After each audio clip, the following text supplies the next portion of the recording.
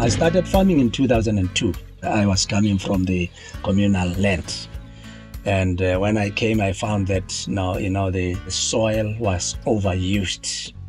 I was always worried about losing a lot of soil material during the rainy seasons, during the windy seasons. The small particles are being flown away, which means I'm losing part of my soil.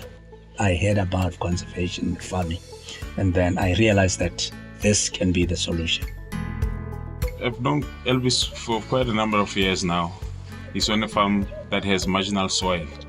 We say conservation agriculture is the manner in which you farm through your different types of enterprises on the farm. How you manage your field, how you manage your grasses, how you manage your grazing and whatnot.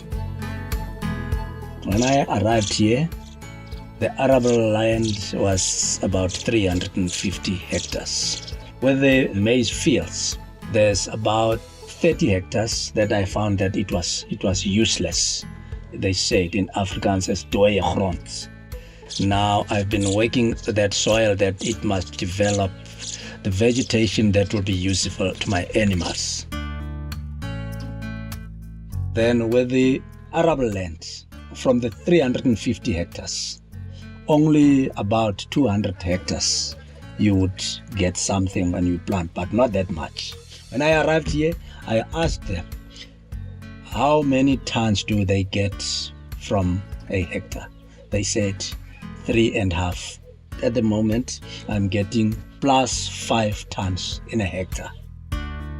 Climate change is a reality.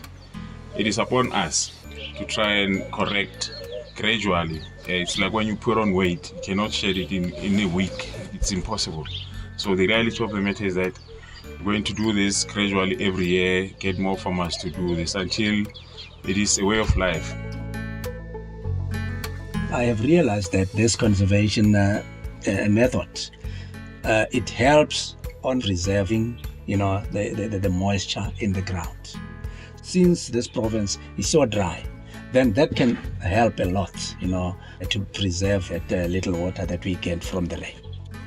It preserves the soil, and it doesn't dilapidate the soil like it was when I arrived here. So I think if this method can be followed, it will save the soil for the coming generations.